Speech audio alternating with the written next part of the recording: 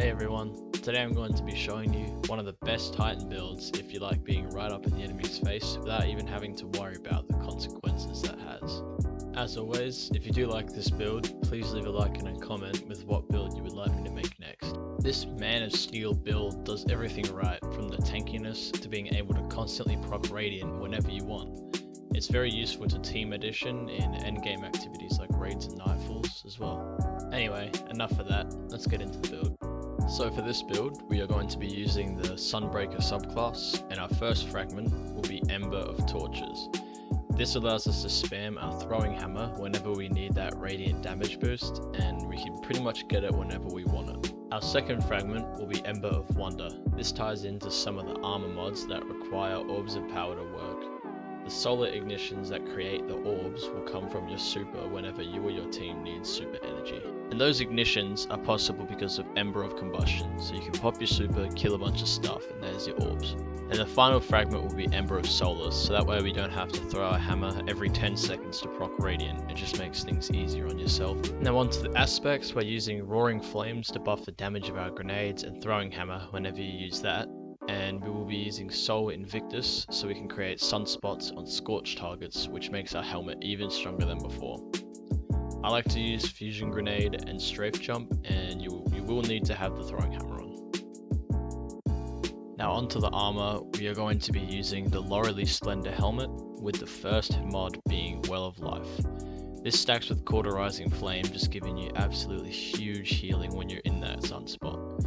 The second mod will be Inferno Whip, so you can stun unstoppable champions with your throwing hammer whilst activating Radiant, which is pretty nice just to get that extra bit of damage.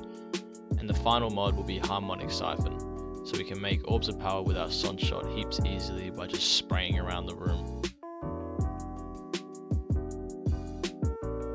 Now onto the arms. The first mod will be Taking Charge. This way we can easily become charged with light when picking up orbs off the ground. The second mod is going to be Hand Cannon Loader, so we can get as much ad clear as possible with our Sunshot. And I like to use Fastball as a last mod, but you can really use any champion mod you need, it doesn't really matter.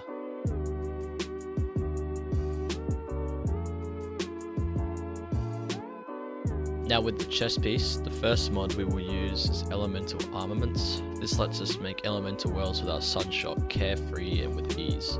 The second mod is Concussive Dampener to stop that annoying AoE damage from far away.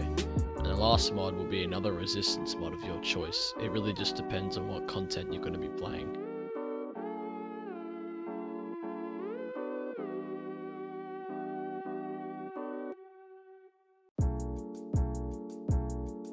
Now onto the boots, we are going to be using Font of Might, so when we pick up those wells, our Sunshot is granted even more damage. The second and third mods are Absolution and Invigoration, so when we pick up orbs, we also get cooldown on our abilities.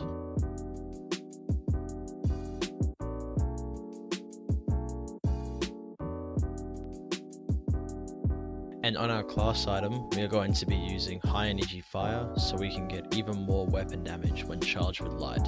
The second mod will be Distribution, so we get more cooldown when using our Banner Shield. And the final mod is Special Finisher, just in case you are running out of special ammo and you're not planning on using your super. Now that's pretty much it for the build, but I would now like to show you what the build is actually capable of. This is me using a slightly different set of weapons to clear a legendless sector. However, I do strongly recommend that if you can use Sunshot, use it. It makes heaps of orbs and wells, but for this example I need Arbalers to deal with the anti-barrier champions. Anyway, here's the clip.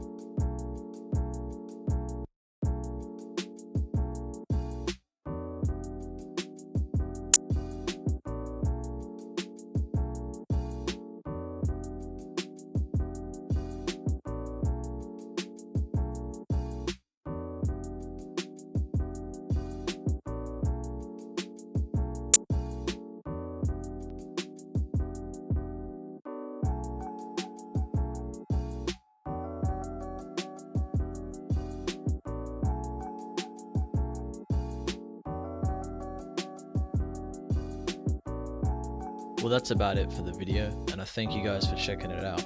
I'm planning on making another video about a Hunter Star Eater Scales build in the future, so keep an eye on that one. Anyways, if you enjoyed the video, please consider subscribing, and I will see you all later.